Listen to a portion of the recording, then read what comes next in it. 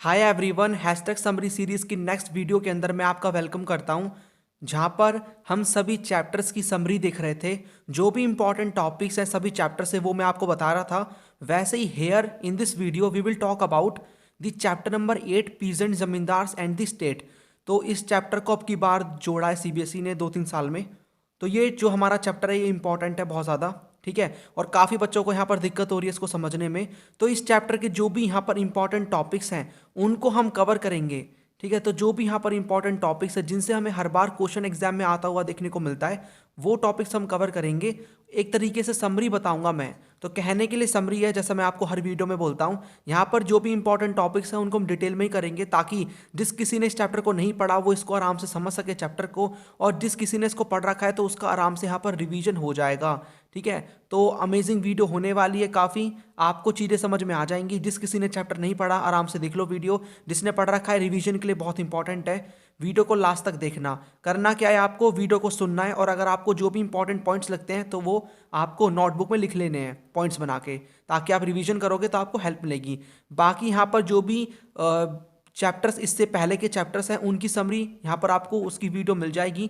तो hashtag summary करके आपको प्लेलिस्ट मिलेगी नीचे डिस्क्रिप्शन बॉक्स में, वहाँ पर जाओ। जो भी चैप्टर्स हैं अभी तक के सबकी समरी वीडियो मैं अपलोड कर चुका हूँ, उनको देख लो और अपना जो सिलेबस है वो आराम से कंप्लीट करो। उसके साथ साथ यहाँ पर एमसीक्यूज़ हैं उनकी वीडियो अपलोड हो चुकी है, इंपॉर्टेंट क्वेश्चन की वीडियो अपलोड हो चुकी है, जो कि PYQs है 3 और 8 मार्क्स के, वहाँ पर भी आप उनको भी जाके देख सकते हो।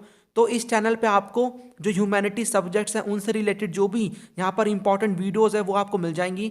तो चैनल को सब्सक्राइब नहीं किया तो करके बेल आइकन ऑन कर लो और वीडियो को लाइक कर देना, ठीक है। और सब्सक्राइब जरूर करना, मैंने देखा है आप सब्सक्राइब नहीं करते हो, आपको नोटिफिकेशन मिल जाएंगे। आपकी वीडियो इंपॉर्टेंट वीडियो जो कि मैं अपलोड करूंगा फ्यूचर में वो मिस ना हो, इसलिए सब्सक्राइब करके बेल आइकन ऑन कर देना और वीडियो को लाइक कर देना, इससे मुझे मोटिवेशन मिलती है, वो आप सभी को पता ही होगा। आपको लेक्चर अच्छा लगेगा तो आप लाइक करोगे ऑब्वियसली, ठीक है। चलिए तो हम स्टार्ट करते। तो मैंने यहाँ पर एक शॉर्ट वीडियो बनाई थी जहाँ पर मैंने इस चैप्टर के जो भी इंपॉर्टेंट टॉपिक्स हैं वो मैंने आपको बताए थे। तो उन्हीं इंपॉर्टेंट टॉपिक्स को हम कवर करने वाले हैं इस वीडियो के अंदर। अब बाकी टॉपिक्स का क्या होगा, देखो बाकी टॉपिक्स से हमें क्वेश्चन आते हुए बहुत कम देखने को मिलते हैं, तो पहली प्रायोरिटी आप इन टॉपिक्स को दे सकते हो। तो इस वीडियो को देख लो, आपके लिए मोर देन इनफ है। तो यहाँ पर हमारा पहला टॉपिक होगा वो होगा peasant and the land, peasants and their lands. उसके बाद irrigation and technology, panchayat and headman, women in agrarian society, the zamindars, the Ain Akbari of Abul Fazl Allami, ठीक है। तो ये सभी हमारे टॉपिक्स होने वाले हैं जिनको हम कवर करेंगे इस वीडियो के अंदर। तो वीडियो को पूरा लास्ट तक आपको देखना है। चलिए तो हम स्टार्ट करते। तो देखो ये हमारा चैप्टर है, चैप्टर नंबर 8 हिस्ट्री का। इसका नेम है peasant zamindars and the state. आपको चैप्टर से यहाँ पर ये जो चैप्टर का नेम है उससे आपको अंदाज़ा लगाना है क्या पढ़ेंगे हम इसके बारे में, इस चैप्टर में क्या पढ़ेंगे। तो हम इस चैप्टर में पढ़ेंगे कि जो लाइफ थी पीजेंट की वो कैसी थी, जमींदार किस तरीके से उनका काम था, क्या रोल था, और स्टेट के बारे में।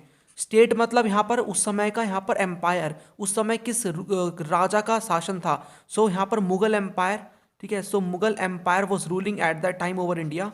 तो हम देखेंगे किस तरीके से चीज़ें चलती थी।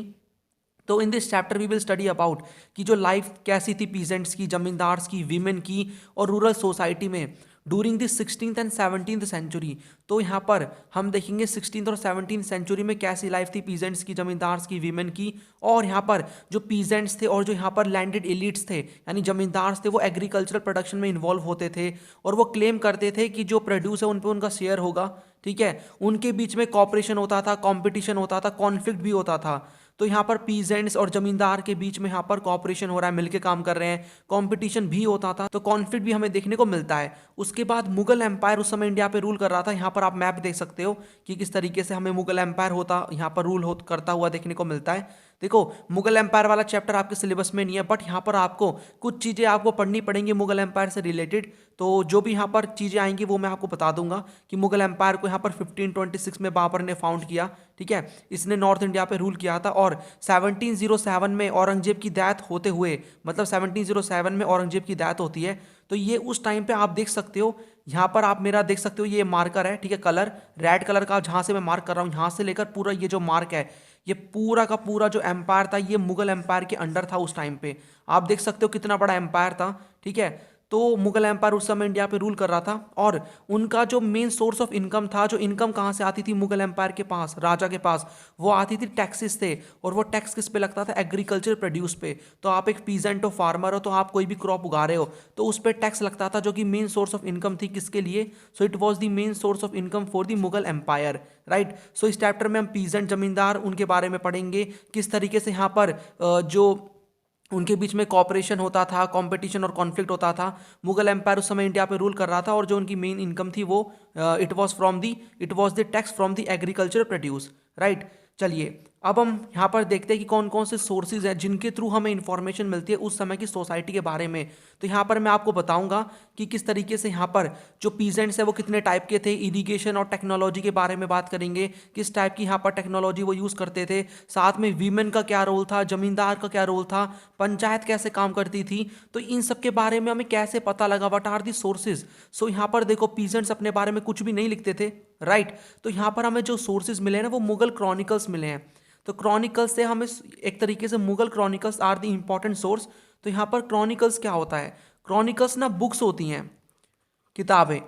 तो ये किताबें क्या होते थे? ये किताबें लिखवाई जाती थी मुगल एम्पायर के जो रूलर्स थे उनके द्वारा कि भाई हमारे बारे में किताब लिखो ताकि आने वाली जनरेशन हमारे बारे में पढ़े, किस तरीके से हमने रूल किया है, क्या हमने अच्छे काम करे हैं। तो वहाँ पर एक ऐसा सोर्स है हमारे पास, एन अकबारी, जो कि अकबरनामा का पार्ट है, ठीक है, जिसको अबुल फजल अलामी ने लिखा है। तो ये एक बहुत इंपॉर्टेंट सोर्स है इन सभी के बारे में हमें पता लगाने के लिए उस समय कैसी सोसाइटी थी 16th और 17th सेंचुरी के बीच में। उसके बाद यहाँ पर रिवेन्यू रिकॉर्ड्स हमें देखने को मिलते हैं अलग अलग स्टेट से, और ईस्ट इंडिया कंपनी के खुद के रिकॉर्ड्स हैं, ठीक है। तो ये सभी सोर्सेज हैं। तो एग्जाम में क्वेश्चन बनेगा सोर्स से रिलेटेड, आप यहाँ पर इसके बारे में लिख सकते हो। चलिए हम यहाँ पर अपने मेन टॉपिक पे आते हैं, पीजेंट्स एंड देयर लैंड्स। तो यहाँ पर हमें सोर्सेज ये बताते हैं कि 17th सेंचुरी के अंदर दो तरह के पीजेंट हमें देखने को मिलते हैं। पहले हैं खुद खास्ता, दूसरे पाही खास्ता। खुद खास्ता वो पीजेंट्स होते हैं जो कि रेजिडेंट होते हैं विलेज के, यानी कि वो उसी विलेज में रहते हैं और उनके पास खुद का अपना लैंड होता है। ऑन दी अदर हैंड पाही खास्ता क्या होते हैं? नॉन रेजिडेंट होते हैं, मतलब कि ये किसी और विलेज को, सपोज वो एक विलेज ए को बिलोंग करते हैं लेकिन उन्हें किसी वजह से अपने विलेज को छोड़ के विलेज बी में आना पड़ता है काम करने के लिए, यानी वो रेजिडेंट नहीं होते विलेज के, वो नॉन रेजिडेंट होते हैं और वो दूसरे के खेत पे काम करते हैं, दूसरे के लैंड पे काम करते हैं कॉन्ट्रैक्चुअल बेसिस के ऊपर। सपोज करो आप एक विलेज ए में रहते थे, ठीक है, और यहाँ पर क्या हुआ, यहाँ पर एक तरीके से जो टैक्स सिस्टम है वो बहुत ज़्यादा है। आप जो खेती कर रहे हो ना उसका कई सारा परसेंट आपको टैक्स देना पड़ रहा है। आप सोचोगे इससे अच्छा तो मैं क्या एक काम करता हूँ, मैं विलेज वी में चला जाता हूँ, बी के अंदर, वहाँ पर टैक्स भी कम देना पड़ेगा और मैं कॉन्ट्रैक्चुअल बेसिस पे काम कर लूँगा। कॉन्ट्रैक्ट वहाँ पर फॉर एग्जांपल कोई भी जमींदार है, आप उसकी खेती पे यहाँ पर एग्रीकल्चर कर रहे हो, तो वो आपको यहाँ पर बोलेगा कि आपको ये कॉन्ट्रैक्ट दिया जा रहा है कि आप इस पे खेती करो, इसकी देखरेख करो एग्रीकल्चर लैंड की, और यहाँ पर उसका कुछ परसेंट आप अपने पास एज आ अपने काम के बदले रख लेना। तो उस पीजेंट को ये जो ए विलेज के अंदर टैक्स ज़्यादा देना पड़ रहा था उसके मुकाबले ये चीज़ सही लग रही है। तो इस तरीके से बनते थे यहाँ पर पाही खास्ता, यानी वो नॉन रेजिडेंट होते थे और वो कॉन्ट्रैक्चुअल बेसिस पे काम क्या करते थे। तो ये पाही खास्ता खुद अपनी चॉइस से बनते थे। फॉर एग्जांपल रिवेन्यू की टर्म्स हैं, मतलब वहाँ जहाँ पर वो पहले यहाँ पर काम कर रहे हैं, ठीक है, वहाँ पर रिवेन्यू ज़्यादा उन्हें देना पड़ रहा है जिस लैंड पे वो पहले यहाँ पर एग्रीकल्चर प्रोडक्शन कर रहे थे, या फिर कोई भी नेचुरल क्लैमिटी आ गई है, या फिर कई सारे रीज़न हो सकते हैं। तो आप उन रीज़न की वजह से अपने किसी भी लैंड को छोड़ के या फिर विलेज को छोड़ के दूसरे विलेज में कॉन्ट्रैक्चुअल बेसिस पे काम करने जाओगे। तो पाही खास अपनी चॉइस से वो बनते थे। और यहाँ पर हमें देखने को मिलता है कि वो पॉजेस करते थे पेयर ऑफ बल्लक्स, ठीक है, और 2 प्लोज, मोस्ट पोजेस इवन लेस। तो कुछ के पास हमें एक पेयर देखने को मिलता है बल्लक काट का, मतलब बल्लक्स का, ठीक है। सो बल्लक्स का हमें देखने को मिलता है पेयर, और कुछ के पास हमें 2 प्लो देखने को मिलते हैं फार्मर के पास, कुछ के पास इससे भी कम था। और यहाँ पर इस वाले थर्ड पॉइंट में दे रखा है कि ऐसे क्राइटेरिया दे रखा है किस क्राइटेरिया के बेसिस पे आप एक पीजेंट को रिच बोल सकते हो। तो गुजरात के अंदर वो क्राइटेरिया होता है कि भाई जिसके पास 6 एकड़ ऑफ लैंड है उसको आप बोलोगे वो अमीर है, एफ्यूलेंट है, वो पीजेंट। बंगाल के अंदर ये जो थी वो 5 एकड़ थी, अपर लिमिट थी एक एवरेज पीजेंट की। और 10 एकड़ हमें देखने को मिलती है आसाम के अंदर। तो अगर आपके पास आसाम के अंदर 10 एकड़ लैंड है तो आप रिच माने जाओगे। और कल्टीवेशन जो थी वो किस पे बेस्ड थी? On the principle of individual ownership. तो इंडिविजुअल ऑनरशिप के ऊपर यहाँ पर बेस्ड थी यहाँ पर कल्टीवेशन, ठीक है। तो यहाँ पर हमने 2 टाइप के पीजेंट्स देखे, तो फर्स्ट इज खुद खास्ता एंड सेकंड वन इज पाही खास्ता। कौन से यहाँ पर क्या होते हैं, एमसीक्यू भी बन सकता है और यहाँ पर 3 मार्क का क्वेश्चन भी बन सकता है। सो बी प्रिपेयर फॉर दैट। उसके बाद यहाँ पर देखो, हमने ये देख लिया उस टाइम पे पीजेंट्स तो थे, एग्रीकल्चर होता था, बल्कि एग्रीकल्चर यहाँ पर मेन ऑक्यूपेशन था लोगों का, ठीक है। तो यहाँ पर इरिगेशन तो होती होगी, वहाँ पर इरिगेशन तो चाहिए, और इरिगेशन में या फिर और भी चीज़ों में एग्रीकल्चर करने में कौन कौन से टेक्नोलॉजी का वो यूज़ करते थे, तो इस टॉपिक में हम ये पढ़ेंगे। तो देखो, अबंडेंस ऑफ लैंड था, काफ़ी सारा लैंड अवेलेबल था, लेबर की अवेलेबिलिटी थी, मोबिलिटी थी पीजेंट्स की। ये 3 फैक्टर्स हमें देखने को मिलते हैं जो कि यहाँ पर कांस्टेंट एक्सपेंशन ऑफ एग्रीकल्चर हमें देखने को मिलता है। तो यहाँ पर उस समय एक्सपेंशन हो रहा था एग्रीकल्चर का, किस वजह से, 3 रीज़न है उसके। फर्स्ट यहाँ पर है यहाँ पर अबंडेंस ऑफ लैंड, लैंड बहुत ज़्यादा था, लेबर की भी इजिली अवेलेबिलिटी थी, और मोबिलिटी थी पीजेंट, यानी पीजेंट मूव कर दिया करते थे, ठीक है। तो ये 3 रीज़न है जिसकी वजह से उस समय कांस्टेंट एक्सपेंशन हो रहा था एग्रीकल्चर का। अब यहाँ पर जो प्राइमरी पर्पस था एग्रीकल्चर का वो था भाई लोगों के लिए यहाँ पर खाना लेकर आना है, तो यहाँ पर राइस, वीट्स, मिलेट्स, ठीक है, ये सारी कल्टीवेटेड क्रॉप्स थी, इनको उगाया जाता था उस टाइम पे। और यहाँ पर किस पे डिपेंडेंट होते थे पीजेंट्स, मॉनसून के ऊपर। So monsoon remain the backbone of Indian agriculture, और आज भी हमें देखने को मिलता है कई सारे ऐसे फार्मर्स हैं जो कि मॉनसून पे डिपेंड रहते हैं, ठीक है। और यहाँ पर लेकिन कुछ ऐसी भी यहाँ पर हमें देखने को मिलती है, कुछ ऐसी भी क्रॉप्स हैं जिनमें हम मॉनसून पे डिपेंड नहीं रह सकते, उनमें एडिशनल वाटर की रिक्वायरमेंट होती है, तो उसके लिए आर्टिफिशियल सिस्टम ऑफ इरिगेशन यहाँ पर बनाए जाते थे, यानी कैनॉल्स, ठीक है। तो यहाँ पर बनाए जाते थे, कैनॉल्स की कंस्ट्रक्शन होती थी ताकि यहाँ पर इरिगेशन हो सके, सिंचाई हो सके, पानी पहुँच सके एग्रीकल्चरल फील्ड में, ठीक है। तो यहाँ पर इरिगेशन जो प्रोजेक्ट्स हुआ करते थे उनको स्टेट की सपोर्ट मिलती थी। यहाँ पर स्टेट का मतलब है किंग, तो उस समय कोई भी किंग है, ठीक है, तो उस किंग की सपोर्ट मिलती थी यहाँ पर इरिगेशन प्रोजेक्ट्स के लिए। फॉर एग्जांपल यहाँ पर एग्जांपल दे रखा है कि नदर्न इंडिया के अंदर जो स्टेट है उसने कई सारे न्यू कैनॉल्स बनवाए। कैनल का मतलब आपको पता होगा नहर या फिर नाला, ठीक है, और उसको रिपेयर भी करवाते थे। वो रिपेयर का हमें एग्जाम्पल दे रखा है कि शाह नहर हमें देखने को मिलती है पंजाब में, शाहजहां के रीन के यहाँ पर ड्यूरिंग शाहजहां रीन, जब शाहजहां रूल कर रहे थे, मुगल एम्पायर के रूलर हैं ये, ठीक है। तो इन जब ये रूल कर रहे थे तो इन्होंने क्या किया, शाह नहर की यहाँ पर जो ये नहर है इसकी एक तरीके से रिपेयरिंग करवाई। तो यहाँ पर हमें देखने को मिल रहा है कि यहाँ पर जो कई सारे ऐसे फैक्टर्स हैं जिनकी वजह से यहाँ पर एग्रीकल्चर का एक्सपेंशन हो रहा है। और जो यहाँ पर प्राइमरी पर्पस एग्रीकल्चर का वो है भाई यहाँ पर लोगों के लिए खाना प्रोवाइड करना है, राइस, वीट्स, मिलेट्स, इनकी यहाँ पर खेती होती थी। मॉनसून पे डिपेंडेंस थे यहाँ पर, मतलब डिपेंडेंट थे। और यहाँ पर कुछ ऐसी भी क्रॉप है जहाँ पर एडिशनल वाटर चाहिए, तो उसके लिए यहाँ पर हमें एक आर्टिफिशियल सिस्टम ऑफ इरीगेशन देखने को मिलता है, कैनॉल। तो कैनॉल की कंस्ट्रक्शन होती थी, यहाँ पर स्टेट की सपोर्ट भी मिलती थी, और उसको वो रिपेयरिंग भी करवाया करते थे यहाँ पर किंग, ठीक है। अब कौन कौन सी ऐसी टेक्नोलॉजी थी जिसको वो यूज़ करते थे यहाँ पर ये एग्रीकल्चर के अंदर। तो देखो यहाँ पर ना कुछ ऐसी टेक्नोलॉजीज दे रखी है, यहाँ पर मैं आपको एग्जांपल के थ्रू बताऊंगा, लेकिन इतना डिटेल में आपको नहीं जाना है, बस आपको याद रखना है। तो पहला में एग्जांपल देखने को मिलता है wooden plough which was light and easily assembled with an iron tip और coulter. It therefore did not make deep furrows which preserved the moisture better during the intensely hot month। तो देखो यहाँ पर हमें देखने को मिलता है, यहाँ पर पहले आप एग्जांपल देखो, तो हमें जो वुडन प्लो देखने को मिलता है ना, उसमें वो क्या करते थे, आयरन की टिप एक लगाते थे जिसे आप कूल्टर या फिर कटलर भी कह सकते हो। यहाँ पर आप एग्जांपल में देख सकते हो, तो ये आपको प्लो देखने को मिलेगा, ठीक है। ये प्लो की आपको दोनों इमेज देखने को मिलेंगी, ये वाली इमेज भी, इमेज 1 और इमेज 2 दोनों। यहाँ पर आप देख सकते हो ये वाला जो पार्ट है ना वर्टिकल, आपको जो ये एक आयरन का यहाँ पर देखने को मिल रही है स्ट्रिप, मतलब आयरन का एक तरीके से आपको पीस देखने को मिल रहा है, ये है यहाँ पर कटलर, ठीक है। ये कटलर या फिर कोल्टर आपको देखने को मिलेगा, यहाँ पर भी आप देख सकते हो ये वाला। ये क्या करता था, ये एक तरीके से हमें देखने को मिलता है, ये यहाँ पर डीप फरोज नहीं करता था, ठीक है। तो यहाँ पर उसकी वजह से यहाँ पर क्या हो रहा है, जिससे जो मॉइस्चर है वो बच जा रहा है हॉट मंथ में, यानी गर्मी के सीजन में आपको मॉइस्चर तो चाहिए ना भाई, पानी से आपको मॉइस्चर चाहिए, तो वो बच जाया करता था, तो इसका वो यूज़ करते थे। तो आप अपने माइंड में रख लो, पहला पॉइंट है यहाँ पर वुडन पिलो जिसमें आयरन टिप अटैच थी, जिसको हम कूल्टर कहते हैं, बस।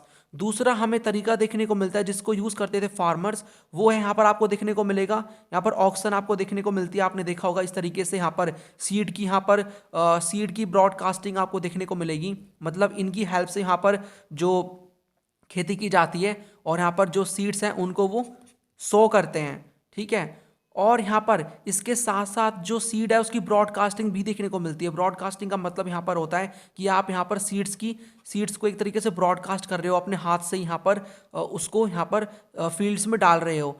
तो यहाँ पर जो ऑक्सन है उसका भी यूज़ करते थे, उसके साथ साथ सीड की ब्रॉडकास्टिंग भी होती थी। तो ये तरीके थे उस टाइम पे। उसके साथ हमें होइंग एंड वीडिंग करने के लिए देखने को मिलता है कि एक आयरन ब्लेड था। तो आप यहाँ पर देख सकते हो, here you can see iron blade. तो इससे वो क्या करते थे, कोई देखो वीडिंग का मतलब क्या होता है।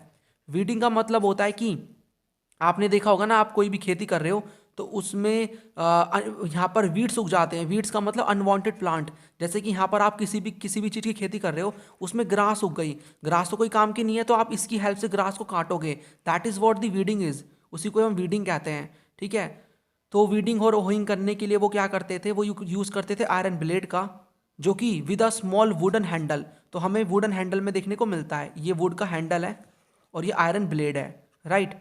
तो यहाँ पर मैंने इमेज इसलिए डाली है ताकि आप अपने माइंड में पिक्चर बना सको। ठीक है, चलिए।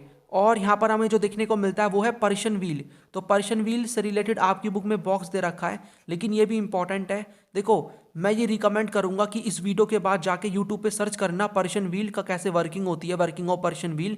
आपको वीडियो मिल जाएगी, लेकिन यहाँ पर भी मैं आपको थोड़ा समझा दूँ। तो देखो, यहाँ पर हमें देखने को मिलता है ना कि एक यहाँ पर सिस्टम होता था व्हील का। तो ये आपको व्हील देखने को मिल रहा है और इसमें ये यहाँ पर एक तरीके से बकेट को अटैच कर रखा है। अब यहाँ पर ये जो काव है ना, ये गोल गोल घूमेंगी और यहाँ पर इन्होंने जो ये व्हील को घुमाने के लिए सिस्टम यहाँ पर बना रखा है यहाँ पर, ताकि व्हील घूमे। अब व्हील घुमाने के लिए आपको क्या करना पड़ेगा, इसको ये जो सिस्टम आपने पीछे बना रखा है ना, उसको घुमाना पड़ेगा। तो उसको वो क्या करते थे, इन काउस के थ्रू, ये जो यहाँ पर आपको देखने को मिलती हैं ऑक्सन या फिर काउ, तो इनके थ्रू वो क्या करते थे, उसको वो घुमाते थे। तो ये गोल गोल घूमेंगी यहाँ पर, ये गोल गोल घूमती थी यहाँ पर काउस। तो उससे क्या होता था, ये व्हील चलेगा। जब ये व्हील यहाँ पर ऐसे मूव होगा तो इसमें नीचे कुआं होगा, कुएं से यहाँ पर पानी भरता जाएगा इन बकेट में, और ये बकेट में यहाँ पर पानी भर के खाली करेगा। एक साइड में यहाँ पर वो एक गड्ढा टाइप बनाते थे जहाँ पर ये पानी भर जाया करता था, और उससे एक यहाँ पर कैनॉल अटैच होती थी। तो यहाँ पर देखो, गोल गोल ये जो है ये घूम रहे हैं एनिमल। ठीक है, उससे क्या हो रहा है, ये घूम रहा है हमारा व्हील।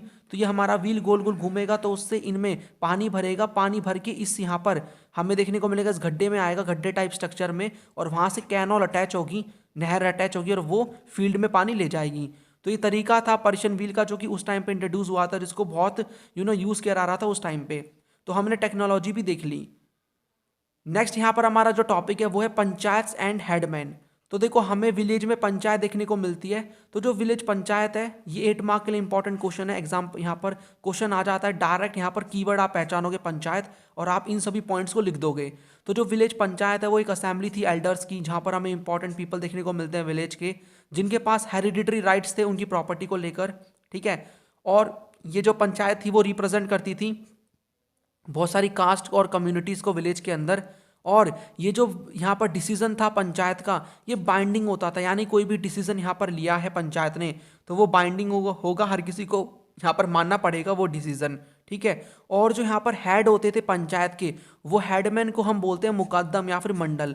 तो मुकद्दम और मंडल बोला जाता था।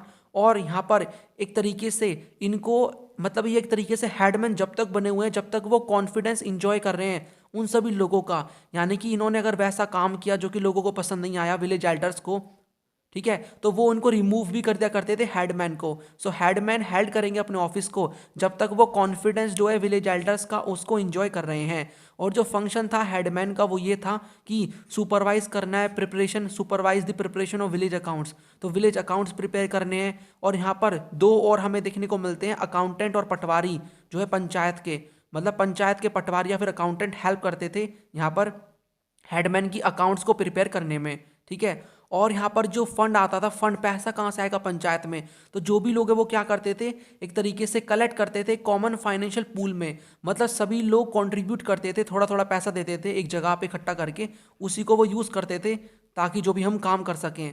अब भाई कौन कौन से काम करती थी पंचायत, तो आप खुद ही सोचो। कम्युनिटी वेलफेयर एक्टिविटीज़ करेगी, जैसे कि कंस्ट्रक्शन करवाना है कैनॉल का, कोई भी नेचुरल क्लाइमेटी आ गई है उससे हमें कॉप अप करना है। ठीक है, और जो इंपॉर्टेंट फंक्शन हमें देखने को मिलता है, एक इंपॉर्टेंट फंक्शन पंचायत का वो ये था कि जो कास्ट बाउंड्री है ना, वो एक तरीके से क्या होनी चाहिए, among the various communities inhabiting the village were upheld.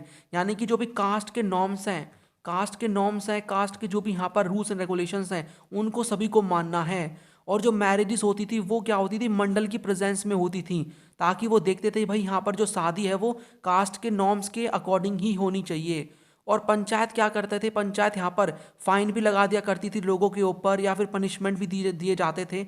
Punishment किस टाइप की मिलती थी, जैसे कि यहाँ पर कम्युनिटी से आपको एक्सपल्जन कर दिया, निकाल दिया गया, ठीक है। आप अपना काम भी नहीं कर सकते हो, तो आपको एक तरीके से आपका जो काम है वो करने का राइट भी आपसे छीन लिया जाता था, ठीक है। और force to leave the village, तो यहाँ पर फोर्स कर दिया जाता था उनको विलेज में, विलेज से यहाँ पर निकाल दिया जाता था, ठीक है। तो यहाँ पर कोई भी पर्सन है अगर वो यहाँ पर ढंग से काम नहीं कर रहा है, या फिर जो पंचायत है उनको यहाँ पर उनकी जो चीज़ें हैं, डिसीजन है, उनको नहीं मान रहा है, तो वहाँ पर उन पर फाइन भी लगाया जाता था, या फिर उन्हें पनिशमेंट मिलती थी कि उनका जो काम है उसको प्रैक्टिस करने से उन्हें मना कर दिया जाता था कि भाई आप इस काम को नहीं कर सकते, आपको विलेज कम्युनिटी से निकाल दिया जा रहा है, या फिर विलेज से निकाल दिया जा रहा है, इस तरीके से।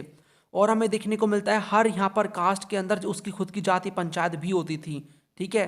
और यहाँ पर जो डिसीजन है ना पंचायत के अंदर कॉन्फ्लिक्ट का, कॉन्फ्लिक्ट किस किस के बीच में, लोअर कास्ट पीजेंट्स के या फिर स्टेट ऑफिशियल्स के बीच में और लोकल जमींदार के बीच में, वो केस टू केस वैरी करता था। यानी हमें देखो कॉन्फ्लिक्ट्स वगैरह भी देखने को मिलते हैं। और सपोज करो कोई भी यहाँ पर विलेज है जहाँ पर टैक्स बहुत ज़्यादा लिया जा रहा है, तो उस विलेज का यहाँ पर फार्मर जाएगा पंचायत के पास, तो यहाँ पर हमें देखने को मिलता है पंचायत एक कोर्ट ऑफ अपील भी था जस्टिस के लिए कि भाई हमें जस्टिस प्रोवाइड करो, हमसे ज़्यादा टैक्स लिया जा रहा है, ठीक है। तो एक बार हम फटाफट से इसको करेंगे रिवाइज। तो देखो यहाँ पर अगर हम रिवाइज करेंगे तो यहाँ पर हमें देखने को मिलता है कि जो विलेज पंचायत थी वो एक असेंबली थी एल्डर्स की, ठीक है। और यहाँ पर हमें देखने को मिलता है कई सारी कास्ट और कम्युनिटीज़ को रिप्रेजेंट करती थी। बाइंडिंग थे डिसीजन, यहाँ पर इनके हेड को मुकादम और मंडल हम कह सकते हैं। और एक तरीके से ये जब तक यहाँ पर मुकादम या फिर मंडल रहते थे, जब तक ये कॉन्फिडेंस इंजॉय कर रहे हैं लोगों का। और इनका जो फंक्शन था वो था प्रिपरेशन ऑफ विलेज अकाउंट्स, और इसके लिए पटवारी भी यहाँ पर हमें देखने को मिलता है। और यहाँ पर कैसे यहाँ पर आता था पैसा, तो सभी लोग यहाँ पर कंट्रीब्यूट करते थे, कंट्रीब्यूशन, ठीक है, सभी लोग। और उसके बाद यहाँ पर काम क्या आता भाई, कंस्ट्रक्शन करवाना कैनॉल का, नेचुरल क्लाइमेटी वगैरह आ गई उससे कॉप अप करना, ठीक है। कास्ट बाउंड्रीज को हमें देखने को मिलता है भाई, सारी मैरिजेस वगैरह या फिर जो भी चीज़ें हैं वो कास्ट के अकॉर्डिंग होनी चाहिए, कास्ट नॉर्म्स के अकॉर्डिंग होनी चाहिए। फाइन्स लगाए जाते थे, पनिशमेंट लगाई जाती थी, ठीक है। और यहाँ पर जाति पंचायत हमें देखने को मिलती है, और ये कोर्ट ऑफ अपील था, यानी जस्टिस प्रोवाइड करना है, जस्टिस किसी को चाहिए तो वो पंचायत में जाता था कि भाई हमें जस्टिस प्रोवाइड करो, ठीक है। तो क्या 8 मार्क का क्वेश्चन कल को आएगा, तो क्या आप यहाँ पर इन सभी पॉइंट्स को नहीं लिख पाओगे? इन सभी पॉइंट्स को अगर आप लिख दोगे ना 8 मार्क के क्वेश्चन में, 12-13 पॉइंट है ये, गारंटी से कह रहा हूँ एक भी नंबर नहीं कटेगा आपका, एक भी नंबर काट ही नहीं सकते एग्जामिनर आपका, ठीक है। चलिए, तो यहाँ पर आप ये कुछ इमेजेस देख सकते हो किस तरीके से विलेज पंचायत हमें देखने को मिलती हैं। यहाँ पर हमारा नेक्स्ट टॉपिक है वीमेन इन एग्रेरियन सोसाइटी। तो कुछ यहाँ पर जो वीमेन है वो कुछ यहाँ पर अपने सर्टेन स्पेसिफाइड रोल्स परफॉर्म करती थी। तो क्या काम करती थी उस समय वीमेन, क्या रोल था उनका, इसको हम स्टडी करते हैं। सो ये टॉपिक हमारा वीमेन से रिलेटेड होने वाला है। तो देखो, अगर हम इस कॉन्टेक्स्ट में देखें जिसको हम एक्सप्लोर कर रहे हैं, वीमेन और मैन दोनों कंधे से कंधा मिला के काम करते थे फील्ड्स के अंदर। अब यहाँ पर काम बांट रखा था कि अगर मैन यहाँ पर टिल्ड और प्लो कर रहा है, ठीक है, तो वीमेन क्या करती थी, वीमेन करती थी सोड, वीड, थ्रैश्ड और विनोड करती थी हार्वेस्ट को, ठीक है। और यहाँ पर जो मैंसुरेटिंग वीमेन है जिसकी पीरियड साइकिल चल रही है, तो वो एक तरीके से यहाँ पर उनको अलाउ नहीं किया जाता था कि वो यहाँ पर प्लो को टच कर सके या फिर पोटर की व्हील को टच कर सके वेस्टर्न इंडिया में। तो यहाँ पर आपको इस तरीके की चीज़ें भी देखने को मिलेंगी। और यहाँ पर spinning yarn, shifting and kneading clay for pottery, embroidery, embroidery मतलब यहाँ पर कढ़ाई करते हैं जो, ठीक है। Were among the many aspects of production dependent on female labour, यानी कि फीमेल लेबर यहाँ पर क्या कर रही है, स्पिनिंग कर रही है यार्न को, नीडिंग कर रही है क्ले को पॉटरी बनाने के लिए, एम्ब्रॉयडरी कर रही है। तो इन सभी चीज़ों के लिए लोग डिपेंडेंट होते थे फीमेल लेबर के ऊपर। और पीजेंट और जो आर्टिशन वीमेन है ना, वो अपने एम्प्लॉयर के हाउस पे जाके भी काम क्या करती थी, मार्केट में जाती थी अपने सामान को बेचने के लिए, राइट। एक तरीके से हम बोल सकते हैं as a trader and merchant का रोल भी निभाती थी वीमेन। और वीमेन को एक तरीके से हम इंपॉर्टेंट रिसोर्स बोल सकते हैं, बिकॉज ये चाइल्ड बियरर्स थी, यानी कि एक तरीके से चाइल्ड बियरर्स थी, चाइल्ड को संभालने वाली, चाइल्ड को पैदा करने वाली। और लोग यहाँ पर मेल चाइल्ड के ऊपर डिपेंडेंट थे फॉर लेबर। तो आपको लेबर चाहिए तो आप लेबर कहाँ से लेकर आओगे, यहाँ पर जो बच्चे वगैरह पैदा हो रहे हैं वो कल को बड़े होंगे तभी तो वो लेबर बनेंगे। तो लेबर एक तरीके से हमें मिल रहा है फ्रॉम दीज चाइल्ड, से चाइल्ड ही लेबर है एक तरीके से, ठीक है, जो कल यहाँ पर अपने पेरेंट्स की हेल्प करेंगे फील्ड के अंदर, राइट। सो यहाँ पर और जो मैरिजेस होती थी वो क्या होती थी, तो देखो यहाँ पर आपको एक थोड़ा अलग सिस्टम देखने को मिलेगा। उस टाइम पे यहाँ पर क्या होता था, डोवरी कुछ यहाँ पर कुछ रूरल कम्युनिटी में डोवरी के बदले यहाँ पर जो यहाँ पर लड़के की जो फैमिली है, ग्रूम की फैमिली, वो क्या करती थी, ग्रूम की फैमिली क्या करती थी, यहाँ पर जो ब्राइड की फैमिली है उनको पैसे दिया करती थी ब्राइड का, कि हम आपकी दुल्हन ले जा रहे हैं, आपकी बेटी या फिर सिस्टर ले जा रहे हैं, उसके बदले आपको यहाँ पर पैसा मिल रहा है instead of dowry. Dowry system यहाँ पर उस टाइम पे आप बोल सकते हो कुछ कास्ट कम्युनिटी में, यहाँ पर रूरल कम्युनिटीज़ में नहीं था, या फिर यहाँ पर आप बोल सकते हो दोनों सिस्टम हमें देखने को मिलते हैं, ब्राइड प्राइस वाला भी और डोवरी वाला भी। देखो यहाँ पर मैं ये नहीं कह रहा डोवरी सिस्टम था उस टाइम पे भी, बट हमें कुछ ऐसे एग्जाम्पल देखने को मिले कुछ ऐसी रूरल कम्युनिटीज़ में जहाँ पर ब्राइड का प्राइस भी दिया जाता था, ठीक है, इंस्टेड ऑफ डोवरी। यानी ग्रूम की फैमिली ब्राइड की फैमिली को, दूल्हे की फैमिली दुल्हन की फैमिली को पैसे देगी, ठीक है, ब्राइड का प्राइस देगी इंस्टेड ऑफ डोवरी। यहाँ पर जो डोवरी में उल्टा होता है ना, कि यहाँ पर जो ब्राइड की फैमिली है वो ग्रूम की फैमिली को देते हैं पैसे वगैरह, जो भी सामान वगैरह होता है, राइट। उस समय यहाँ पर जो रीमैरिज था वो कंसिडर किया जाता था, लेजिटिमेट था, मतलब सही माना जाता था डाइवोर्स और यहाँ पर जो विडो वीमेन है उसके लिए। और यहाँ पर सोशल नॉर्म्स के अकॉर्डिंग जो हाउस होल्ड है उसका हेड था मेल, और मेल क्या करता था, एक तरीके से अपनी वीमेन को, अपनी वाइफ को स्ट्रिक्ट कंट्रोल में रखते थे वो, ठीक है, यहाँ पर। और यहाँ पर जो वाइफ है वो प्रोटेस्ट भी करती थी, तो एक तरीके से तो इनफिडेलिटी, तो अगेंस्ट दी इनफिडेलिटी, तो इनफिडेलिटी यानी विश्वासघात अगर करा है हस्बैंड ने तो उसके अगेंस्ट वो प्रोटेस्ट भी करती थी, ऑल राइट। और यहाँ पर और the neglect of the wife and children by the male head of the household, तो वो अपनी वाइफ को या फिर चिल्ड्रन को नेग्लेक्ट कर रहे हैं, सता रहे हैं, उनको किसी तरीके से एक्सप्लॉइट कर रहे हैं, तो वो उसके खिलाफ वो प्रोटेस्ट भी करती थी। और हमें देखने को मिलता है कहाँ वो जाती थी, वो जाती थी पंचायत के अंदर।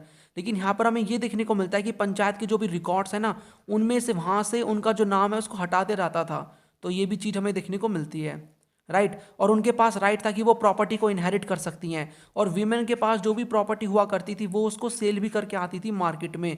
इट मीन्स आप देख सकते हो वीमेन का भी काफ़ी अच्छा खासा रोल था उस टाइम पे, वो कंधे से कंधा मिला के जो है काम कर रही हैं, ठीक है। तो यहाँ पर हम बोल सकते हैं किस तरीके से यहाँ पर ये जो विमेन है ये कंधे से कंधा मिला के काम करती थी उनके साथ। और यहाँ पर कई सारी चीज़ें हो रही हैं, जैसे कि यहाँ पर जो एग्रीकल्चर के अंदर जो भी चीज़ें हैं उनमें पार्टिसिपेट वो कर रही हैं। कई सारी एक्टिविटीज़ है, यान को स्पिन करना, रीडिंग करना के लिए को एम्ब्रॉयडरी जैसी एक्टिविटीज़ में पार्टिसिपेट वो करती थी। उसके साथ साथ इंपॉर्टेंट रिसोर्स इसलिए बिकॉज वो चाइल्ड बियरर्स थी, ठीक है। मैरिजेस से रिलेटेड हमने एक चीज़ देखी, रीमैरिज को यहाँ पर लेजिटिमेट बताया गया है। और यहाँ पर वाइफ एक तरीके से यहाँ पर जो हाउस होल्ड है वो मेल के यानी कि हाउस होल्ड को यहाँ पर जो हाउस होल्ड का जो हेड था वो मेल हुआ करता था, और वीमेन को यहाँ पर एक तरीके से स्ट्रिक्ट कंट्रोल में रखा जाता था। इसके खिलाफ वाइफ प्रोटेस्ट भी करती थी अपने आदमी, अपने हस्बैंड के खिलाफ, ठीक है। और वो पंचायत में जाया करती थी, उनके जो रिकॉर्ड्स हैं उनको वो क्या करते थे, वहाँ से हटा दिया करते थे, ठीक है। और यहाँ पर विमेन के पास राइट था कि वो प्रॉपर्टी इनहेरिट कर सकती हैं, और वो सेल भी करती थी इन प्रॉपर्टीज़ को। तो यहाँ पर हमने देखा वीमेन का भी अच्छा खासा रोल था, यानी क्वेश्चन अगर एग्जाम में कल को आएगा तो आई थिंक आराम से आप इसको लिख पाओगे। चलिए नेक्स्ट क्वेश्चन, यहाँ पर नेक्स्ट टॉपिक के ऊपर जाते हैं। नेक्स्ट यहाँ पर जमींदार्स, ठीक है। तो देखो जमींदार्स हमें देखने को मिलते हैं। सो जमींदार मुगल पीरियड में एक ऐसी क्लास थी उन पीपल की जो कि एग्रीकल्चर में डायरेक्टली पार्टिसिपेट नहीं करते थे, वो इनडायरेक्टली पार्टिसिपेट करते थे। यानी कोई भी स्मॉल फार्मर है उसको अपना लैंड प्रोवाइड कर दिया कि आप यहाँ पर खेती करो, उसके बदले कुछ अपना सामान, कुछ यहाँ पर कुछ परसेंट यहाँ पर जो आप उगाओगे वो ले जाओ, बाकी मुझे दे देना, ठीक है। तो रोल जो है जमींदार का वो हमें क्या देखने को मिलता है मुगल पीरियड में। सो हम देखते हैं कि क्या रोल था यहाँ पर जमींदार्स का उस टाइम पे। तो 8 मार्क का अगैन क्वेश्चन बन जाता है इस टॉपिक से रिलेटेड, तो इंपॉर्टेंट टॉपिक है। तो देखो ये लैंड प्रॉपर्टीयर्स थे, यानी इनके पास काफ़ी प्रॉपर्टी हुआ करती थी। सोशल और इकोनॉमिक प्रिविलेज इनको मिले हुए थे, ठीक है। और इनका अच्छा खासा स्टेटस था सोसाइटी में, ठीक है। और यहाँ पर हमें देखने को मिलता है कि जो फैक्टर है कास्ट हायरार्की का played a significant role in the elevated status of zamindar. यानी एक तरीके से ये जमींदार, कई सारे जमींदार ऊंची कास्ट को बिलोंग करते थे, जिसकी वजह से उनका जो स्टेटस है सोसाइटी में और बढ़ जाता था। और अनदर जो फैक्टर है that they perform certain services, और वो स्टेट को यानी किंग वगैरह को भी सर्विस प्रोवाइड करते थे। तो आप देख सकते हो जमींदार एक ऐसा सेक्शन है सोसाइटी का जिसके पास काफ़ी ज़मीन है, काफ़ी रिच है, उसके एक तरीके से उठना बैठना है यहाँ पर जो भी इंपॉर्टेंट लोग हैं उनके साथ, स्टेट के लिए वो सर्विस प्रोवाइड कर रहा है, ऊंची ऊंची कास्ट से वो आ रहे हैं, इस तरीके से हमें देखने को मिलता है। और जो जमींदार थे उनके पास खुद के अपने लैंड हुआ करते थे जिनको हम मिल्कियात कहते हैं। Again important for the 1 mark, तो एमसीक्यू उसके लिए इंपॉर्टेंट है। ठीक है, मिल्कियात, तो यहाँ पर ये पर्सनल लैंड थी जिनको यहाँ पर जमींदार की पर्सनल लैंड थी। और इस लैंड को कल्टीवेट किया जाता था किसकी हेल्प से? हायर्ड लेबर, क्योंकि मैंने आपको स्टार्टिंग में बताया हायर्ड लेबर यहाँ पर होती थी। ठीक है, और जमींदार वो क्या करते थे, इस यहाँ पर ये जो भी इनकी लैंड है उसको वो सेल कर दिया करते थे, या फिर मोर्टेज। मोर्टेज का मतलब यहाँ पर गिरवी रखना। आप कोई भी लोन वगैरह, मतलब कोई भी पर्सन यहाँ पर लोन वगैरह लेने जा रहा है और गिरवी रख रहा है, उसे कहते हैं मोर्टेज। ठीक है, तो मोर्टेज वो कर दिया करते थे इस लैंड को। और इनका काम था रिवेन्यू कलेक्ट करना। तो देखो यहाँ पर क्या सिस्टम था, कोई भी यहाँ पर किंग है वो क्या करता था, जमींदार से बोलता था कि आप क्या करो, हमें जो पीजेंट्स हैं उनसे टैक्स कलेक्ट करो, ठीक है, और हमें प्रोवाइड करो। तो ये एक तरीके से हमें ये सिस्टम देखने को मिलता था। तो कलेक्शन ऑफ रिवेन्यू कलेक्शन का काम जमींदार को दिया जाता था, जिसके बदले वो क्या करते थे, कुछ यहाँ पर अमाउंट अपने पास रखते थे, बाकी किंग को दे दिया करते थे पीजेंट से लेके। ठीक है, तो यहाँ पर हमें देखने को ये सिस्टम मिलता है। और ये क्या करते थे, इनकी ये अब बड़े बड़े फोर्ट किले इनके कंट्रोल में रहते थे। इनके पास मिलिट्री रिसोर्सेज थे, जैसे कि कैवलरी यानी कि घुड़सवार सेना हो गई, आर्टिलरी, ठीक है, आर्टिलरी मतलब गन को चलाने वाले, बड़ी बड़ी गन्स को, इन्फेंट्री आप बोल सकते हो पैदल सेना। तो ये जो हमें देखने को मिलती है सभी सेना, ये कंट्रोल में रहती थी किसके, यहाँ पर जमींदार्स के, राइट। और अगर हम विजुअलाइज करेंगे social relation in the Mughal countryside as a pyramid, तो अगर हम एज अ पिरामिड बना के देखें ना, तो उस समय देखने को मिलता है पहले टॉप लेवल पे तो किंग हमें देखने को मिलेगा, किंग। दूसरे लेवल पे हमें जमींदार देखने को मिलते जो कि बहुत पावरफुल थे। किंग के साथ साथ यहाँ पर हम उनकी नोबल्स वगैरह को भी ऐड करेंगे पहले स्टेट में। ठीक है, पहले यहाँ पर टॉप लेवल पे जमींदार उसके बाद आते थे, बाद में जो पीजेंट्स वगैरह बच गए। ठीक है, तो यहाँ पर हमें देखने को मिलता है zamindar constituted its very narrow apex. Abul Fazl यहाँ पर बोलते हैं, Abul Fazl said that an upon upper caste Brahmin Rajput combine had already establish from firm control over rural society. तो इन सभी का कंट्रोल बढ़ रहा था रूरल सोसाइटी में। और मुस्लिम जमींदार भी हमें देखने को मिलते हैं। और यहाँ पर जो एक तरीके से यहाँ पर क्या हो रहा है, अगर यहाँ पर देखो जो वीकर पीपल है ना, उनका अगर डिस्पोजेशन हो रहा है, मतलब उनकी जो भी प्रॉपर्टी है उसको छीन लिया जा रहा है किसी भी मिलिट्री चीफ्टन के द्वारा, तो उससे क्या होगा, मतलब सपोज करो कोई भी यहाँ पर पर्सन है, ठीक है, फार्मर वगैरह, उसकी ज़मीन को उससे छीन लिया गया किसी भी वजह से, तो उससे वो क्या होगा, वो जमींदार के ऊपर डिपेंडेंट हो जाएगा। तो इस वजह से क्या होता था कि यहाँ पर जो भी अगर डिस्पोजेशन हो रहा है किसी भी पीपल का, किसी भी यहाँ पर वीकर पीपल का, किसी के भी द्वारा उनकी यहाँ पर ज़मीन को, किसी भी चीज़ को छीना जा रहा है, तो उससे वो क्या होता था, जमींदारी सिस्टम एक्सपैंड ही होता था, क्योंकि उसकी वजह से वो जमींदार के ऊपर और ज़्यादा डिपेंडेंट हो जाते थे। ठीक है, डिपेंडेंट हो जाते थे, राइट। और यहाँ पर एक तरीके से स्टेट इसको सपोर्ट नहीं करता था इस चीज़ को, लेकिन यहाँ पर जो जमींदार से अगर उनको इंपीरियल ऑर्डर मिल रहा है कि आप ऐसा काम कर सकते हो, तो यहाँ पर किया जाता था, लेकिन यहाँ पर स्टेट यहाँ पर इसको सपोर्ट नहीं करता था। ठीक है, तो ये यहाँ पर हमें कुछ देखने को मिलती है चीज़ें। उसके साथ साथ यहाँ पर हम बोल सकते हैं किस तरीके से यहाँ पर जो लो कास्ट के लोग हैं, जैसे कि यहाँ पर जो वो भी एक तरीके से जमींदार की जो रैंक है उसको भी प्राप्त कर लिया करते थे। फॉर एग्जाम्पल यहाँ पर पीजेंट पैस्टोरलिस्ट यहाँ पर दे रखा है, लाइक दी सडगॉप्स, वो यहाँ पर पावरफुल जमींदार बने थे central and south western Bengal के अंदर। और जमींदार वो क्या करते थे, एग्रीकल्चर का कॉलोनाइजेशन करवाते थे, मतलब कि फॉर एग्जांपल कोई भी यहाँ पर छोटा फार्मर वगैरह है, ठीक है, उसको वो अपने ऊपर डिपेंडेंट बना दिया करते थे हर चीज़ को लेकर, कि आपको काम करना है तो मैं प्रोवाइड करूँगा काम, अगर आपको यहाँ पर एक तरीके से लोन चाहिए तो मैं प्रोवाइड करूँगा। तो एक तरीके से एग्रीकल्चर का कॉलोनाइजेशन करवाया गया था जमींदार के द्वारा। ठीक है, और यहाँ पर हमें देखने को मिलता है कि जो बाइंग और सेलिंग है by zamindar accelerated the process of monetisation in the countryside, they sold the produce. तो वो क्या करते थे, प्रोड्यूस सोल्ड क्या करते थे, फ्रॉम द मिल्कियात लैंड। तो उनका जो भी लैंड है उसमें से जो भी यहाँ पर प्रोडक्शन हुई है उसका कुछ परसेंट तो वो अपने यहाँ पर लेबर को दे देंगे, बाकी वो उसको जो बच गया उसको वो मार्केट में सोल्ड क्या करते थे, राइट। और इन्होंने मार्केट भी स्टैब्लिश करे, बड़े बड़े मार्केट जहाँ पर पीजेंट भी आएंगे अपना सामान बेचने के लिए, और ये भी जाएंगे। और यहाँ पर ऑल्दो हम कह सकते हैं जमींदार एक एक्सप्लोटेटिव क्लास थी, लेकिन इनका जो रिलेशनशिप था वो हमें देखने को मिलता है। मतलब कि एक तरीके से एक्सप्लोटेटिव क्लास है, सता रही है जो भी यहाँ पर स्मॉल पीजेंट्स हैं उनको, ठीक है। जमींदार सता रहे हैं, एक्सप्लॉइट कर रहे हैं यहाँ पर जो भी स्मॉल पीजेंट्स हैं उनको, लेकिन तब भी यहाँ पर दोनों के बीच में हमें देखने को मिलता है कोऑपरेशन होता था, दोनों एक दूसरे को सपोर्ट करते थे। पैटर्नलिज्म हमें देखने को मिलता है, रेसिप्रोसिटी मतलब एक तरीके से दोनों को सपोर्ट करते थे वो आपस में, ठीक है, क्योंकि वो एक तरीके से मिलके यहाँ पर चीज़ों को कर रहे हैं, म्यूचुअल बेनिफिट हो रहा है दोनों का। तो हमें देखने को मिलता है कि यहाँ पर एक्सप्लोटेटिव क्लास है, उसके बावजूद भी यहाँ पर their relationship with the peasantry had an element of reciprocity, paternalism and patronage. तो पैट्रोनेज का रिलेशन है, एक्सप्लोटेटिव क्लास जमींदार उसके बावजूद भी।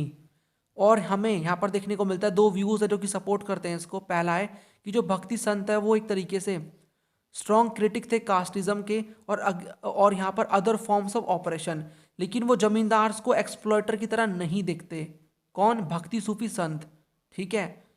उसके बाद दूसरा यहाँ पर हमें देखने को मिलता है कि जब भी यहाँ पर कोई भी अपराइजिंग हो रही है, प्रॉब्लम आ रही है, ठीक है, तो यहाँ पर पीजेंट सपोर्ट कर दिया करते थे जमींदार का। तो एक तरीके से हम देख सकते हैं, मैंने आपको स्टार्टिंग में बताया था कि कॉन्फ्लिक्ट भी इनके बीच में होगा, लेकिन तब भी कॉपरेशन होगा। तो इनके बीच में कॉपरेशन, कॉम्पिटिशन, कॉन्फ्लिक्ट से कॉमन रहेंगे, ठीक है। तो यहाँ पर हमने जमींदार का रोल देखा, ठीक है, किस तरीके से यहाँ पर वो क्या कर रहे हैं, उनका स्टेटस बहुत ज़्यादा है, ठीक है, वो दूसरों को लोन प्रोवाइड कर रहे हैं, वो क्या कर रहे हैं, दूसरों को लोन प्रोवाइड कर रहे हैं, उसके साथ साथ वो जॉब प्रोवाइड कर रहे हैं कि आप मेरी खेती पे, यहाँ पर मेरे खेत पे काम करो, उसका कुछ % ले जाओ, बाकी मुझे दे दो। मिल्कियत हमने देखा क्या होता है, वो रिवेन्यू कलेक्ट करते थे, कई सारी आर्मी मिलिट्री इनके कंट्रोल में थी, फोर्ट कंट्रोल करते थे, ठीक है। उसके साथ यहाँ पर हमने और भी चीज़ें देखी हैं, किस तरीके से लोअर कास्ट के लोग यहाँ पर पीजेंट की, यहाँ पर जो जमींदार है उसकी रैंक में आ रहे थे। कॉलोनाइजेशन वो करते थे एग्रीकल्चर का, और वो अपनी जो भी प्रोड्यूस हुई है मिल्कियात लैंड में उसको वो बेचा करते थे मार्केट में जाके, ठीक है। और जमींदार एक्सप्लोटेटिव क्लास थी, उसके बावजूद भी यहाँ पर पीजेंट का सपोर्ट मिलता था जमींदार्स को, ठीक है। आई होप आपको टॉपिक समझ में आ गया होगा। तो यहाँ पर आप देख सकते हो, यहाँ पर 9 से 10 पॉइंट है। अगर आप 8-9 पॉइंट भी एग्जाम में लिख दोगे और क्वेश्चन अगर आता है 8 मार्क का, तो मोर देन इनफ है, एग्जामिनर आपका एक भी मार्क नहीं काटेगा, ठीक है। तो यहाँ पर आप अपने वर्ड्स में लिख सकते हो, ऐसा नहीं है कि आपको पूरी डिट्टो कॉपी करनी है स्लाइड्स की, अपने वर्ड्स में लिखो, पहले समझो वीडियो से, ठीक है, उसके बाद अपने वर्ड्स में आप लिख सकते हो। लास्ट हमारा टॉपिक है इस वीडियो का, वो है एन अकबारी ऑफ अबुल फजल अलामी। तो मैंने आपको बोला था कि इंपॉर्टेंट जो सोर्स है इस चैप्टर का वो है एन अकबारी। तो देखो, Ain Akbari it was a book completed in 1598।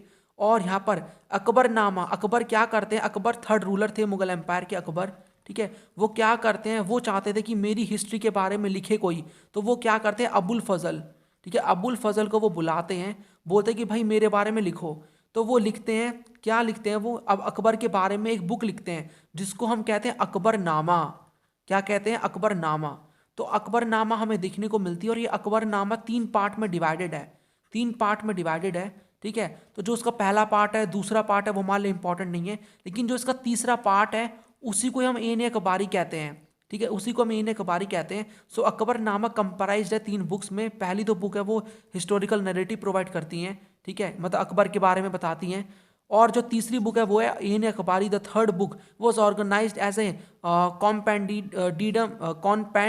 Compendium of imperial regulations and a gazetteer of the empire, यानी कि हमें एम्पायर के बारे में बताती हैं। अब हमें क्या क्या इन्फॉर्मेशन मिलती है, तो देखो ये इंपॉर्टेंट है, organisation of the court, administration and army, source of revenue, physical layout of the provinces of Akbar's empire and the literary, cultural and religious traditions of the people, यानी कि कोर्ट का ऑर्गेनाइजेशन कैसे हो रहा है, दरबार का, ठीक है, कैसे एडमिनिस्ट्रेशन हो रहा है, आर्मी किस प्रकार की है, क्या क्या सोर्सेज है रिवेन्यू के लिए, और यहाँ पर फिजिकल लेआउट कैसा है यहाँ पर राज्यों का, और यहाँ पर लिटरेरी, कल्चर, रिलीजियस ट्रेडिशंस कौन से लोगों के। और जो एन है वो 5 बुक में डिवाइडेड है, जिसे हम दफ्तर्स कहते हैं, जिनमें से पहली जो 3 बुक है वो हमें एडमिनिस्ट्रेशन के बारे में बताती हैं। तो ये जो तीनों बुक है इनके बारे में पढ़ लो, कौन सी बुक का नाम क्या है, पहली बुक का, दूसरी बुक का, तीसरी बुक का, और वो हमें क्या बताती है। ये बहुत इंपॉर्टेंट है 1 मार्क के लिए, और 3 मार्क का क्वेश्चन भी आ सकता है, 8 मार्क का भी। तो देखो, पहली बुक को मंजिल आबादी कहते हैं, ये बताता है इंपीरियल हाउस होल्ड के बारे में। सेकेंड बुक को सीपा आबादी हम कहते हैं, मिलिट्री और सिविल एडमिनिस्ट्रेशन के बारे में ये बताती है हमें बुक, और establishment of the servants. Third book को मुल्क आबादी कहते हैं, जो कि फिस्कल साइड बताती है, यानी मनी से रिलेटेड चीजें हमें बताती है, फिस्कल। ठीक है, तो यहाँ पर हमें देखने को मिलता है, तो थर्ड बुक है जो कि मुल्क आबादी है, is the one which deals with the fiscal side of the empire. तो यहाँ पर फर्स्ट बुक है मंजिल आबादी, सेकंड सिपा आबादी, थर्ड इज मुल्क आबादी, राइट। और यहाँ पर हमने एन अकबारी किसने लिखी है, अबुल फजल अलामी ने। और हमें यहाँ पर देखो अकबरनामा, ये आपको याद रखना है, अकबरनामा 3 पार्ट में डिवाइडेड है, जिसका थर्ड जो बुक है, तीसरी बुक अकबरनामा की तीसरा पार्ट अकबरनामा का है एन अकबारी। और एन अकबारी खुद भी यहाँ पर कितने पार्ट में डिवाइडेड है, 5 पार्ट में, जिनमें से हमने 3 पार्ट यहाँ पर ये देख लिए। ठीक है, अब यहाँ पर अगर हम लिमिटेशन की बात करें तो कुछ खामियां भी हैं इसके अंदर। तो देखो हमें यहाँ पर जो कई सारे यहाँ पर डेटा है, रिकॉर्ड्स हैं, उसमें हमें टोटलिंग में हमें एरर देखने को मिलते हैं। तो numerous errors in totalling have been detected. तो डेटा को प्रिपेयर करने में कई सारे एरर्स हमें देखने को मिलते हैं इस किताब के अंदर। और अगर कोई भी इंफॉर्मेशन कलेक्ट की जा रही है तो वो सभी राज्यों से नहीं करी जा रही, कुछ ही राज्यों से वो इंफॉर्मेशन कलेक्ट की जा रही है। तो अनदर लिमिटेशन एन का क्या है, वो ये है कि जो डेटा है उसको यूनिफॉर्मली हर प्रोविंस से कलेक्ट नहीं किया जा रहा, राइट। ठीक है, तो ये 2 लिमिटेशन है, इसके ऊपर भी क्वेश्चन आ जाता है। लेकिन यहाँ पर लिमिटेशन के बावजूद भी an remains an extraordinary document of its time. तो इन सभी यहाँ पर प्रॉब्लम की वजह से, लिमिटेशन की वजह से भी, ठीक है, मतलब उनके बावजूद भी यहाँ पर जो एन है वो एक एक्स्ट्रा ऑर्डिनरी डॉक्यूमेंट है हमारे लिए। तो देखो ये एक तरीके से क्वेश्चन है पूरा। अगर आपसे पूरा क्वेश्चन पूछ लेंगे कि यहाँ पर लिमिटेशन के बावजूद भी एन एक एक्स्ट्रा ऑर्डिनरी डॉक्यूमेंट है, एक्सप्लेन करो, इलाबोरेट करो स्टेटमेंट को, 8 मार्क में पूछ लिया। तो आपको जो मैंने पिछली स्लाइड में बताया है कि ये क्या क्या बताती है एन अखबारी, ठीक है, वो आपको एक्सप्लेन करना पड़ेगा। और यहाँ में ये देखने को मिलता है कि जो by providing fascinating glimpse into the structure and organisation of the Mughal empire and by giving us quantitative information about its product and people, तो हमें कई सारी इंफॉर्मेशन मिलती है। और अबुल फजल अचीव करते हैं a major breakthrough in the tradition of medieval chronicles who wrote mostly about remarkable political events. तो वॉर्स, कॉन्क्वेस्ट, डायनेस्टिक टर्मोइल, इन सब के बारे में हमें इन अखबारी बताती है, इंफॉर्मेशन देती है कंट्री और उसके बारे में। तो यहाँ पर हमें कई सारी चीज़ों के बारे में इंफॉर्मेशन मिलती है। तो आपने जो भी इस चैप्टर के अंदर पढ़ा है उसका मेन सोर्स है एन अखबारी। तो आप खुद ही सोचो कितनी डिटेल्ड बुक है, कितनी सारी हमें इंफॉर्मेशन देती है उस समय की सोसाइटी के बारे में, कि भाई उस समय सोसाइटी में कितने लोग थे, किस तरीके से काम वो करते थे। ठीक है, तो ये सभी हमें जो इन्फॉर्मेशन मिली है वो कहाँ से मिली है, वो मिली है एन अखबारी से। तो कल को क्वेश्चन अगर आएगा कि एन अखबारी एक एक्स्ट्रा ऑर्डिनरी डॉक्यूमेंट है या फिर हमें क्या बताती है 3 मार्क में, 8 मार्क में, तो आप लिख दोगे आराम से। तो कुछ पॉइंट आपको पहले वाली स्लाइड में मिल जाएंगे, इस वाली स्लाइड में कुछ आपको मिल जाएंगे इधर, ये 3 पॉइंट्स जो मैंने डाले हैं। ठीक है, इनको अच्छे से रीड कर लो, आपका यहाँ पर अगर क्वेश्चन आएगा इससे रिलेटेड वो हो जाएगा। ठीक है, और यहाँ पर आपको कई सारे 1 मार्क के क्वेश्चन बन सकते हैं। भाई अबुल फजल, मतलब यहाँ पर एन अखबारी किसने लिखी है, अबुल फजल अलामी ने। इस तरीके से पहली बुक का नाम क्या है, दूसरी बुक का नाम क्या है, वो किससे डील करती है, तो ये आप यहाँ पर कवर कर सकते हो। और इससे रिलेटेड यहाँ पर मैं एमसीक्यू की वीडियो बना चुका हूँ, वो आप देख सकते हो। तो यहाँ पर हमने देखा अपना चैप्टर नंबर 8, जिसकी समरी मैंने प्रोवाइड करी, जिससे यहाँ पर इस चैप्टर के जो भी इंपॉर्टेंट टॉपिक्स हैं वो हमने कवर करे। ठीक है, तो यहाँ पर वीडियो को आपको अच्छे से देखना है, एक बार और देख लेना वीडियो को। और जो भी यहाँ पर पुरानी वीडियोस हैं हैशटैग समरी करके, आपको डिस्क्रिप्शन बॉक्स में यहाँ पर लिंक मिल जाएगा यहाँ पर प्लेलिस्ट का, वो आप देख सकते हो। ठीक है, और अपनी स्टडी को बहुत ही अच्छा बनाने के लिए आप कंप्लीट स्टडी मटेरियल भी ले सकते हो हिस्ट्री का, जो कि अवेलेबल है, और पॉलिटिकल साइंस के लिए भी अवेलेबल है। इसका प्राइस है 199 पर सब्जेक्ट। ठीक है, यहाँ पर आपको सभी इंपॉर्टेंट जो भी यहाँ पर इंपॉर्टेंट पीडीएफ्स हैं वो आपको मिल जाएंगी, नोट्स, यहाँ पर सैम्पल पेपर हो गए, एमसीक्यूज हो गए, इंपॉर्टेंट क्वेश्चन आंसर के साथ, source based question, map, political science है तो कार्टून बेस्ड क्वेश्चन। ठीक है, तो यहाँ पर ये मैंने कई सारा अपना टाइम लगा के इस मटेरियल को प्रिपेयर किया है। तो जिसको नीड है, जो कि चाहता है सभी इंपॉर्टेंट पीडीएफ आपको एक जगह पे मिल जाए, तो आप इस मटेरियल को ले सकते हो। यहाँ पर आपको इस नंबर पे व्हाट्सअप करना है। ठीक है, यहाँ पर आपको नंबर मिल जाएगा इस वाली स्लाइड में, ये रहा नंबर। आप इस नंबर पे व्हाट्सअप करोगे तो आपको ये मटेरियल पेमेंट के बाद मिल जाएगा। तो जिसको चाहिए वो ले सकता है। बाकी वीडियो अच्छी लगी हो तो कमेंट में बताना मुझे, और वीडियो को लाइक कर देना, चैनल को सब्सक्राइब कर देना, वीडियो को शेयर भी कर देना। ऐसी वीडियोज़ आती रहेंगी, एक्टिव रहना चैनल पर। ठीक है, और यहाँ पर ऐसी इंपॉर्टेंट यहाँ पर हम वीडियोज़ के थ्रू अपना सिलेबस कंप्लीट करेंगे। चलिए फिर आपसे मिलूंगा मैं नेक्स्ट वीडियो में। जब तक के लिए आपको एक तरीके से अपनी स्टडी को कंटिन्यू रखना है। So right now this is the end of this video. Thanks for watching, and as always, God bless you all.